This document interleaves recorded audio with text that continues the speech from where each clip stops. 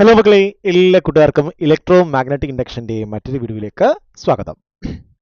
മക്കളെ, നമ്മൾ ഈ വീഡിയോയിൽ പഠിക്കാൻ ഉദ്ദേശിക്കുന്നത് energy stored in an inductor. ഒരു ഇൻഡക്ടർ മാഗ്നറ്റിക് എനർജി എങ്ങനെയാണ് സ്റ്റോർ ചെയ്യുന്നത്, അതിൻ്റെ എക്സ്പ്രഷൻ എങ്ങനെയാണ് എഴുതുന്നത്, അതുമായി ബന്ധപ്പെട്ട ക്വസ്റ്റ്യൻസ് ഒക്കെ എന്തൊക്കെയാണ് തുടങ്ങിയ കാര്യങ്ങളാണ് ചർച്ച ചെയ്യാൻ പോകുന്നത്. ശ്രദ്ധിച്ചിരിക്കുക. Energy stored in an inductor. നോക്ക്, ഇവിടെയാണെങ്കിൽ എൻ്റെ കയ്യിൽ ഒരു ഇൻഡക്ടർ ഉണ്ട്. ഇതുകൊണ്ട് ഒരു ഇൻഡക്ടർ ഉണ്ട്, ഒരു കമ്പിച്ചുറ്റുണ്ട് കേട്ടോ. ഇനിയാണെങ്കിൽ ഈ കമ്പിച്ചുറ്റിലേക്ക് ഞാൻ കൊടുക്കാൻ പോവുകയാണ്. ഞാനാണെങ്കിൽ ഒരു കറണ്ട് കൊടുക്കുകയാണ്. കണ്ടോ, ഞാനൊരു കറണ്ട് കൊടുത്തു. അപ്പോൾ ഉറപ്പായിട്ടും ആദ്യമേ കറണ്ട് ഇല്ലായിരുന്നു, ശരിയാണോ? ആദ്യമേ എന്തില്ലായിരുന്നു? കറണ്ടിന്റെ വാല്യൂ 0 ആയിരുന്നു. ഇപ്പോൾ പുതുതായിട്ട് കറണ്ട് കൊടുക്കുകയാണ്. സോ കറണ്ടിന്റെ വാല്യൂ ഇവിടെ എന്ത് ചെയ്യാണ്? നേരത്തെ ഇല്ല, ഇപ്പോൾ ഉണ്ടെന്ന് പറഞ്ഞാൽ കറണ്ടിന്റെ വാല്യൂ കൂടിക്കൊണ്ടിരിക്കുകയാണ്. സോ ഇൻഡക്ടർ നോക്കുമ്പോൾ നേരത്തെ കറണ്ട് ഇല്ല, ദേ ഇപ്പോൾ കറണ്ട് വരികയാണ്. അതായത് കറണ്ടിന്റെ വാല്യൂ കൂടുന്നതനുസരിച്ച് ഇവിടെയാണെങ്കിൽ ഇൻഡ്യൂസ്ഡ് EMF ഉണ്ടാവത്തില്ലേടാ? ഉണ്ടാവും. സോ ഈ ഇൻഡ്യൂസ്ഡ് EMF എന്ന് ശ്രമിക്കും ഈ റൈസ് ഇൻ കറണ്ടിനെ, ഉയർന്നു വരുന്ന കറണ്ടിനെ അല്ലെങ്കിൽ ചേഞ്ച് ഇൻ കറണ്ടിനെ എതിർക്കാൻ നോക്കും. സോ ഈ എതിർപ്പും മറികടന്ന് വേണം നമ്മൾ എന്ത് ചെയ്യണം? ഈ കണ്ടക്ടറിലൂടെ കറണ്ടിനെ കടത്തി വിടണമെങ്കിൽ നമ്മൾ എന്ത് ചെയ്യണം? ഈ EMFന്റെ ഒപ്പോസിഷനെ മറികടക്കേണ്ടതുണ്ട്. ഞാൻ ഈ പറഞ്ഞ മനസ്സിലാവുന്നുണ്ടോ? തുടക്കത്തിൽ കണ്ടക്ടറിൽ എന്തില്ലായിരുന്നു? കറണ്ട് ഇല്ലായിരുന്നു. നമ്മൾ പുതുതായിട്ട് കറണ്ട് കൊടുക്കുന്നതിന്റെ ഫലമായിട്ട് ഇൻഡക്ടർ നോക്കുമ്പോൾ നേരത്തെ ആണെങ്കിൽ ഇൻഡക്ടറിൽ കറണ്ടിന്റെ വാല്യൂ 0 ആണ്. ഇപ്പോൾ ഇൻഡക്ടറിൽ കറണ്ടിന്റെ വാല്യൂ ഉണ്ട്, അതായത് കറണ്ടിന്റെ വാല്യൂ കൂടിക്കൊണ്ടിരിക്കുകയാണ്. അങ്ങനെ കറണ്ടിന്റെ വാല്യൂ കൂടുന്നെങ്കിൽ ഉറപ്പായി എന്ത് ചെയ്യും? ഇൻഡ്യൂസ്ഡ് EMF ഈ കൂടിയ കറണ്ടിനെ എതിർക്കാൻ നോക്കും. ഇങ്ങനെ ഈ എതിർപ്പും മറികടന്ന് വേണം കറണ്ടിന് ഒഴുകിപ്പോകാനായിട്ട്. സോ നമ്മൾ എന്ത് ചെയ്യണം? ഈ വോൾട്ടേജ് സോഴ്സ് ആണെങ്കിൽ കുറച്ച് എക്സ്ട്രാ വർക്ക് ചെയ്യണം. മനസ്സിലായോ? ഈ വോൾട്ടേജ് സോഴ്സ് ഈ ഇൻഡ്യൂസ്ഡ് EMFനെതിരെ എന്ത് ചെയ്യണം? വർക്ക് ചെയ്ത് വേണം ആരെ കടത്തിവിടാനായിട്ട്? കറണ്ടിനെ കടത്തിവിടാനായിട്ട്. സോ ഉറപ്പായിട്ടും നമ്മുടെ വോൾട്ടേജ് സോഴ്സ് എന്ത് ചെയ്യണം മക്കളെ? വർക്ക് ചെയ്യണം. എന്തിനാണ്? ഈ ഇൻഡക്ടറിലൂടെ കറണ്ടിനെ കടത്തിവിടണമെങ്കിൽ it has to do certain work. കാര്യം മനസ്സിലായോ? എന്തിനാ വർക്ക് ചെയ്യുന്നത് മനസ്സിലായോ? കാര്യമാണെങ്കിൽ ഇവിടെ ഇൻഡ്യൂസ്ഡ് EMF ആരെ എതിർക്കുന്നുണ്ട്? ഈ റൈസ് ഇൻ കറണ്ടിനെ എതിർക്കുന്നുണ്ട്. മക്കളെ, ഈ വർക്ക് ആണെങ്കിൽ ഇൻഡക്ടറിൽ എന്തായിട്ട് സ്റ്റോർ ചെയ്യും? ഇൻഡക്ടറിലാണെങ്കിൽ മാഗ്നറ്റിക് എനർജി ആയിട്ട് സ്റ്റോർ ചെയ്യും. നമ്മൾ ഈ വോൾട്ടേജ് സോഴ്സ് ചെയ്ത വർക്ക്, നമ്മുടെ ഈ വോൾട്ടേജ് സോഴ്സ് ചെയ്ത വർക്ക് ഇവിടെ എന്ത് എനർജി ആയിട്ടാണ് സ്റ്റോർ ചെയ്യുന്നേ? മാഗ്നറ്റിക് എനർജി ആയിട്ട് സ്റ്റോർ ചെയ്യും. ഇപ്പൊ നോക്കേ, എന്താ പറയുന്നേ? When current in an inductor changes, ഇൻഡക്ടറിലൂടെ പോകുന്ന കറണ്ട് ചേഞ്ച് ചെയ്യുകയാണ്. നേരത്തെ ഇല്ല, ഇപ്പോൾ ഉണ്ട്. ഇറ്റ് ഇൻഡ്യൂസസ് ആൻ EMF, എന്ത് ചെയ്യും? ഒരു EMFനെ ഉണ്ടാക്കും. ദാറ്റ് ഒപ്പോസസ് ദ ചേഞ്ച്, ചേഞ്ചിന് കറണ്ടിനെ ലെൻസസിലെ വഴി എന്ത് ചെയ്യും മക്കളെ? ഒപ്പോസ് ചെയ്യാൻ നോക്കാം. ടു എസ്റ്റാബ്ലിഷ് കറണ്ട്, ഇതിലൂടെ കറണ്ട് കടത്തിവിടാനായിട്ട് inductor work must done against this induced EMF. ഈ ഇൻഡ്യൂസ്ഡ് EMFന് എതിരെ നമ്മുടെ വോൾട്ടേജ് സോഴ്സ്, ഏത് വോൾട്ടേജ് സോഴ്സ് ആണോ നമ്മൾ എന്ത് ചെയ്യുന്നത്? വോൾട്ടേജ് കൊടുക്കുന്നത്, വോൾട്ടേജ് സോഴ്സ് എന്ത് ചെയ്യണം? സഡൻ വർക്ക് ചെയ്യണം. ഒരു ബാറ്ററി ആണെങ്കിൽ ബാറ്ററി വർക്ക് ചെയ്യണം. കാരണം വെറുതെ അങ്ങ് സുഗമമായിട്ട് കടത്തിവിടാൻ കഴിയില്ല, വെറുതെ അങ്ങ് ഈസി ആയിട്ട് കടത്തിവിടാൻ കഴിയില്ല. ഇവിടെ ആണെങ്കിൽ ഇൻഡ്യൂസ്ഡ് EMF ഉണ്ട്. ഈ ഇൻഡ്യൂസ്ഡ് EMF ഈ റൈസിൻ കറണ്ടിനെ എതിർക്കുന്നുണ്ട്. അതുകൊണ്ട് എന്ത് ചെയ്യണം? ഈ ഇൻഡ്യൂസ്ഡ് EMFന് എതിരെ നമ്മുടെ വോൾട്ടേജ് സോഴ്സ് വർക്ക് ചെയ്യണം. This work stored as magnetic potential energy. ഈ വർക്ക് എന്ത് ചെയ്യും? മാഗ്നറ്റിക് എനർജി ആയിട്ട്, മാഗ്നറ്റിക് പൊട്ടൻഷ്യൽ എനർജി ആയിട്ട് ശേഖരിക്കും ഇൻ ദ ഇൻഡക്ടർ. ഇതിനാണ്. അപ്പം ഇവിടെയാണെങ്കിൽ ഒരു മാഗ്നറ്റിക് ഫീൽഡ് ഉണ്ട്. മാഗ്നറ്റിക് ഫീൽഡ്, അപ്പോൾ ഇൻഡക്ടർ കാന്തമായിട്ട് മാറും. ഈ കാന്തമാണെങ്കിൽ കാന്തിക മണ്ഡലം അല്ലെങ്കിൽ മാഗ്നറ്റിക് ഫീൽഡ് ശേഖരിക്കുകയും അല്ലെങ്കിൽ മാഗ്നറ്റിക് എനർജി സ്റ്റോർ ചെയ്യുകയും ചെയ്യും. മനസ്സിലായോ? സോ വെറുതെ അങ്ങ് കാന്തിക ശക്തി കിട്ടുകയല്ല. ഒരു ഇൻഡക്ടറിലൂടെ കറണ്ട് കടന്നു പോകുമ്പോൾ വെറുതെ ഒരു ബാറോമാഗ്നറ്റായിട്ട് ബിഹേവ് ചെയ്യുകയല്ല. പകരമാണെങ്കിൽ നമ്മൾ ചെയ്ത വർക്കിന്റെ ഫലമായിട്ടാണ്, നമ്മൾ ചെയ്യുന്ന ഇലക്ട്രിക് എനർജിയുടെ ചെയ്യുന്ന വർക്കിന്റെ ഫലമായിട്ടാണ് അവിടെ മാഗ്നറ്റിക് എനർജി സ്റ്റോർ ആവുന്നത്. സോ ഇവിടെ എനർജി കൺവേർഷൻ ആണ്. ഇലക്ട്രിക് എനർജി മാഗ്നറ്റിക് എനർജി ആയിട്ട് സ്റ്റോർ ആവുകയാണ് ചെയ്യുന്നത്. മനസ്സിലായോ? ശരി, അങ്ങനെയെങ്കിൽ നമുക്ക് ഈ എനർജി സ്റ്റോറിന്റെ ഇക്വേഷൻ പരിശോധിക്കാം. നോക്കൂ മക്കളെ, നമുക്ക് ഇനി എനർജി സ്റ്റോർഡ് ഇൻഡക്ടറിന്റെ എക്സ്പ്രഷനിലേക്ക് നോക്കാം. നമുക്ക് നോക്കാം എങ്ങനെയാണ് ഒരു ഇൻഡക്ടർ ശേഖരിക്കുന്ന എനർജി, ഇൻഡക്ടറിൽ എന്ത് ചെയ്യും? Magnetic energy, magnetic potential store ചെയ്യുന്നത് പഠിച്ചായിരുന്നു. ഈ മാഗ്നറ്റിക് പൊട്ടൻഷ്യൽ എനർജിയുടെ എക്സ്പ്രഷൻ എങ്ങനെയാണ് ഡിറൈവ് ചെയ്യുന്നത് നോക്കാം. നമുക്കറിയാം പവർ, നമുക്ക് എല്ലാവർക്കും അറിയാവുന്ന ഇക്വേഷൻ ആണ് power, which is equal to, നമുക്കറിയാം വർക്ക് ഡിവൈഡ് ബൈ ടൈം ആണ്, എനർജി ഡിവൈഡ് ബൈ ടൈം ആണ് അല്ലേ? വർക്ക് അല്ലെങ്കിൽ എനർജി ഡിവൈഡ് ബൈ ടൈം ആണ്. പവറിന്റെ ഇക്വേഷൻ എന്താണ്? ഇലക്ട്രിക് പവറിന്റെ ഇക്വേഷൻ ആണ് വോൾട്ടേജ് ഇൻറ്റു കറണ്ട്. ഇവിടെയാണെങ്കിൽ ഇൻഡക്ടറിൽ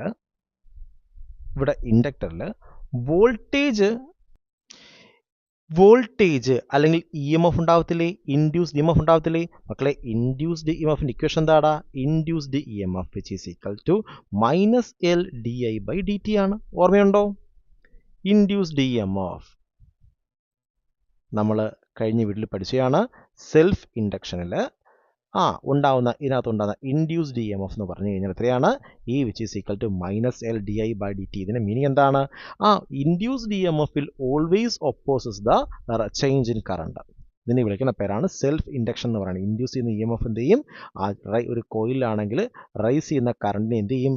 ഈ induced E M F oppose ചെയ്യും. സോ അങ്ങനെയെങ്കിൽ ഇതിനകത്തുള്ള പവർ എന്ന് പറഞ്ഞാൽ നമുക്ക് വോൾട്ടേജിന് പകരം പറയാം ഇ എം എഫ് എന്ന് പറയാം, ഇൻഡ്യൂസ് ചെയ്ത ഇ എം എഫ് എന്ന് പറയാം. അങ്ങനെയും പറഞ്ഞുകൂടെ? E M F into current എന്ന് പറയാം. ശരി. സോ അങ്ങനെയെങ്കിൽ ഞാൻ പറയുകയാണ് പവർ അല്ലെങ്കിൽ എനർജി ഡിവൈഡ് ബൈ ടൈം അല്ലെങ്കിൽ work divide by time which is equal to induced E M എഫിന് പകരം നമുക്ക് എന്ത് പറയാം? Minus L into D I divide by D T എന്ന് പറയാം. ഇവിടെയാണെങ്കിൽ മൈനസ് സൈൻ എന്ന് പറഞ്ഞാൽ എനർജി എന്ന് പറഞ്ഞാൽ ഒരു സ്കെയിലാർ ക്വാണ്ടിറ്റി ആണ്. സോ നമുക്ക് മൈനസ് സൈന് വലിയ കാര്യമായ റോളൊന്നും ഇതിനകത്തില്ല. കാര്യം എന്താണ്? ഇത് സ്കെയിലാർ ക്വാണ്ടിറ്റി ആണ്. വർക്ക് എന്ന് പറയുന്നതും അതുപോലെയാണെങ്കിൽ എനർജി എന്ന് പറയുന്നത് എന്താണ്? ഒരു സ്കെയിലാർ ക്വാണ്ടിറ്റി ആണ്. സോ മൈനസ് സൈന് കാര്യമായ റോളൊന്നും ഇല്ലാത്തതുകൊണ്ട് നമ്മൾ എന്ത് ചെയ്യും? ഡയറക്ഷന് കാര്യമായ റോളൊന്നും ഇല്ലാത്തതുകൊണ്ട് തന്നെ നമ്മൾ അവോയ്ഡ് ചെയ്യാം. ഇനി നമ്മൾ എന്ത് ചെയ്തിട്ടുണ്ട്? ഇതെന്ന് പറഞ്ഞു കഴിഞ്ഞാൽ ഇ എം എഫ് ആണ്. ഇത് ഇ എം എഫ് ആണ്. ഇനി ആരുണ്ട്? കറണ്ട് ഉണ്ട് ഇൻറ്റു കറണ്ട്. ഇവിടെ നിങ്ങൾക്ക് ഉറപ്പായിട്ടും ഡി ടിയും ക്യാൻസൽ ചെയ്ത് കളയാം. അപ്പോൾ നമുക്ക് കിട്ടും വർക്ക്, ചെറിയ work which is equal to L I D I. So വലിയ വർക്ക് കണ്ടുപിടിക്കണമെങ്കിൽ നമുക്ക് എന്ത് ചെയ്യണം? ഇൻ്റഗ്രേറ്റ് ചെയ്യണം. സോ നമുക്ക് എന്ത് ചെയ്യണം? ഇൻ്റഗ്രേറ്റ് ചെയ്യണം.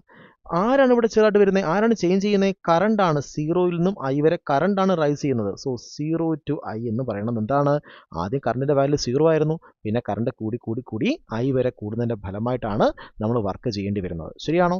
ശരി. കറണ്ടിൻ്റെ റൈസ് മൂലമാണ് ഇൻഡ്യൂസ്ഡ് ഇ എം എഫ് ഉണ്ടാവുന്നത്. അതുകൊണ്ടാണ് നമ്മൾ എന്ത് ചെയ്യുന്നത്? ഈ ഇ എം എഫിനെതിരെ വർക്ക് ചെയ്യേണ്ടി വരുന്നത്. So 0 to I. ഇനി എൽ ഐ ഡി ഐ. ഇവിടെ കോൺസ്റ്റൻ്റ് ആരാണ്? എൽ ആണ്. നമുക്ക് എല്ലിനെ പുറത്തെടുക്കാം. എല്ലിനെ പുറത്തെടുക്കുമ്പം integral 0 to I D I എന്ന് വരും. Which is equal to L. അതുപോലെ എഴുതാം. ഇതിനെ നമുക്ക് ഇൻ്റഗ്രേറ്റ് ചെയ്യാമല്ലോ. എങ്ങനെ എഴുതും? ഐ സ്ക്വയർ പവറിൻ്റെ കൂടെ ഒന്നും കൂടെ ആഡ് ചെയ്യണം. അതേ പവർ കൊണ്ട് ഡിവൈഡ് ചെയ്യണം. നമ്മൾ അപ്പർ ലിമിറ്റും ലോവർ ലിമിറ്റും കൊടുത്തു കഴിഞ്ഞാൽ എന്ത് കിട്ടും? ഇത് മാത്രമേ കിട്ടത്തുള്ളൂ. നിങ്ങൾക്ക് കൊടുത്തു നോക്കാം. അതിൻ്റെ ആവശ്യമില്ല. കാരണം 0 to I ആണെങ്കിൽ സെയിം വാല്യൂ മാത്രമേ കിട്ടുകയുള്ളൂ. സോ അങ്ങനെയെങ്കിൽ നമുക്ക് കിട്ടി which is equal to half L I square. സിമ്പിളായിട്ട് നമുക്ക് ആരെ കണ്ടുപിടിച്ചു? എനർജി സ്റ്റോർഡ് ആൻ ഇൻഡക്ടറിൻ്റെ വാല്യൂ എത്രയാണ്? Energy stored in an inductor which is equal to എത്ര കിട്ടി നമുക്ക്? എനർജി നമുക്ക് യു എന്ന് പറയാം. Energy stored an inductor which is equal to half L I square എന്ന് കിട്ടി. ഇവിടെ നിങ്ങൾക്ക് മനസ്സിലാവും കറണ്ടിൻ്റെ വാല്യൂ കൂടുന്നതനുസരിച്ച് ആര് കൂടിക്കൊണ്ടിരിക്കും? എനർജി കൂടിക്കൊണ്ടിരിക്കും. സോ കൂടുതൽ കറണ്ടാണ് കടത്തിവിടുന്നതെങ്കിൽ കൂടുതൽ എനർജി ഉണ്ടാവും. ബാക്കിയെല്ലാം കോൺസ്റ്റൻ്റ് ആണ്.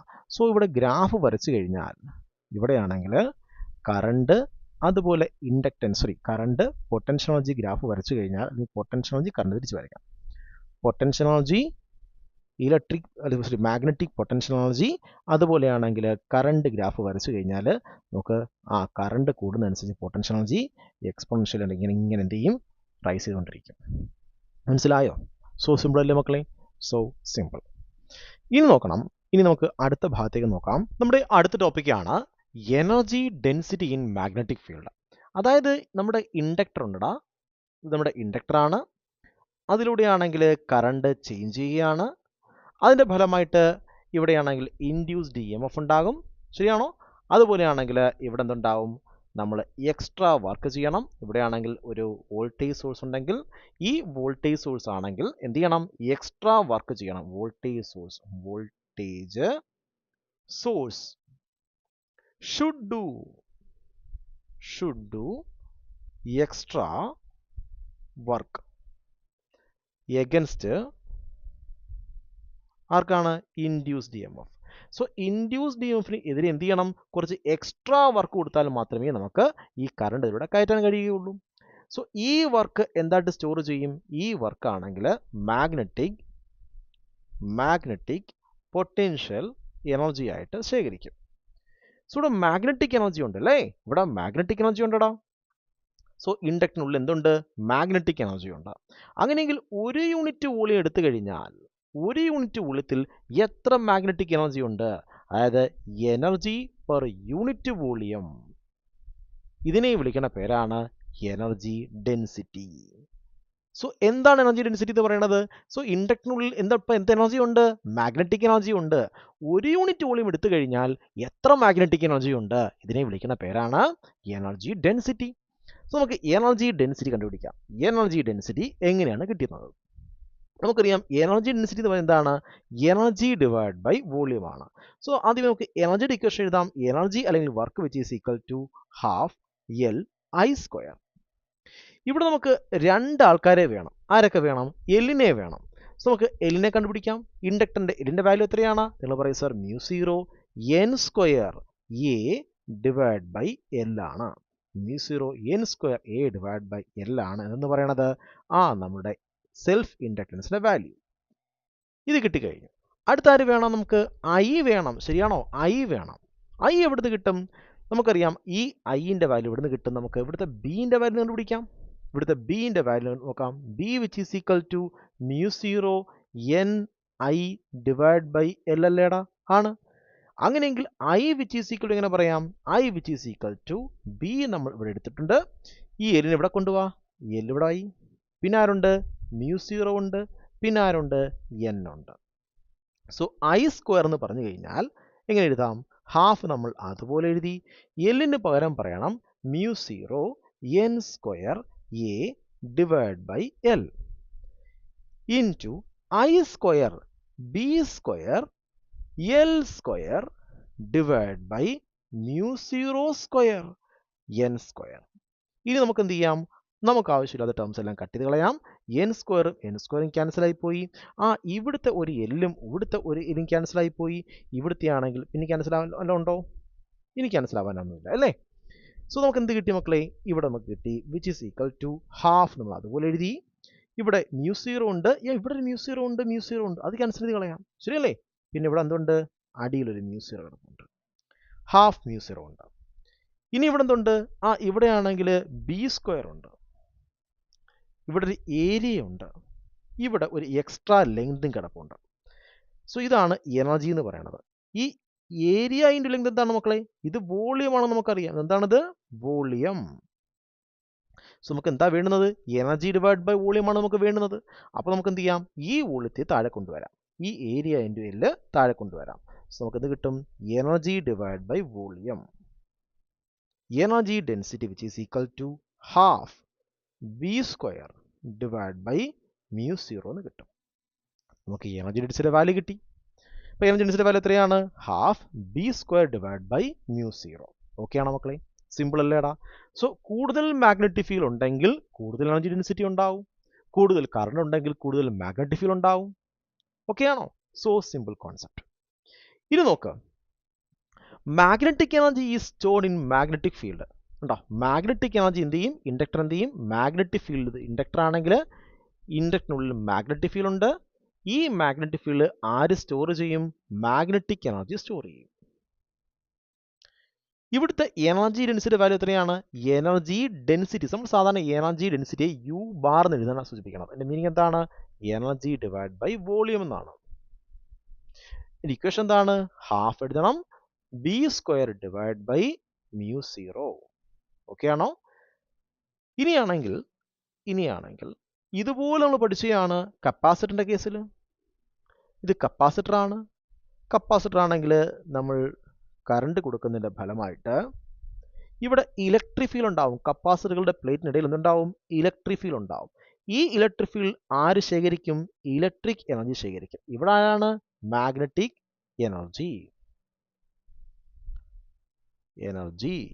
ഇവിടെ ആരാണ്? Electric energy. സോ ഇവിടെ ഇലക്ട്രിക് എനർജി ശേഖരിക്കും. നമുക്ക് ഇവിടുത്തെ എനർജി ഡെൻസിറ്റിയുടെ ഇക്വേഷൻ ഓർമ്മയുണ്ടോ? നമ്മൾ പഠിച്ചതാണ് energy density of a capacitor. അപ്പോൾ എനർജി ഡെൻസിറ്റി വാല്യൂ എത്രയാണ്? Half μ0 E square. ഈ ഇക്വേഷനും ഈ ഇക്വേഷനും സിമിലർ ആയിട്ട് നോക്കടാ. ഇവിടെ ഹാഫ് ഉണ്ട്, ഇവിടെയും ഹാഫ് ഉണ്ട്.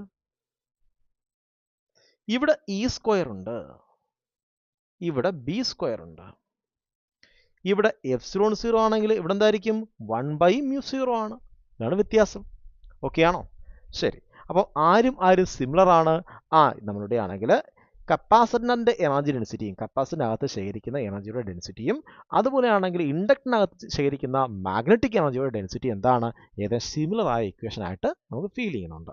ഓക്കെ ആണോ? ശരി. അപ്പോൾ നമുക്ക് ഇത്രയും കാര്യം മനസ്സിലായി. ഇൻഡക്ടർ എന്ത് ചെയ്യും?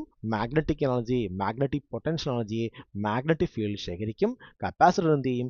ഇലക്ട്രിക് എനർജിയെ ഇലക്ട്രിക് ഫീൽഡ്, കപ്പാസിറ്ററിനുള്ളിൽ ഇലക്ട്രിക് ഫീൽഡ് ഉണ്ട്, ആ ഇലക്ട്രിക് ഫീൽഡ് ഇലക്ട്രിക് എനർജിയെ ശേഖരിക്കും. ഓക്കെ. സോ എനിക്ക് തോന്നുന്നു ഇപ്പോൾ നിങ്ങൾക്ക് എനർജി ഡെൻസിറ്റി വളരെ ഭംഗിയായിട്ട് മനസ്സിലായി. അതുപോലെ തന്നെയാണെങ്കിൽ എനർജിയുടെ എക്സ്പ്രഷനും ഒരു കപ്പാസിറ്ററിനകത്തുള്ള എനർജിയുടെ എക്സ്പ്രഷനും നമുക്ക് കപ്പാസിറ്ററല്ല ഇൻഡക്ടറിലുള്ള എനർജിയുടെ എക്സ്പ്രഷൻ വളരെ ഭംഗിയായിട്ട് മനസ്സിലായി. സോ ഈ വീഡിയോയിൽ പറഞ്ഞ കംപ്ലീറ്റ് കാര്യങ്ങൾ നിങ്ങൾക്ക് മനസ്സിലായെന്ന് പ്രതീക്ഷിക്കുന്നു. ഞാൻ ഈ വീഡിയോ ഇവിടെ കൊണ്ട് വൈൻഡപ്പ് ചെയ്യുകയാണ്. Have a nice study. By.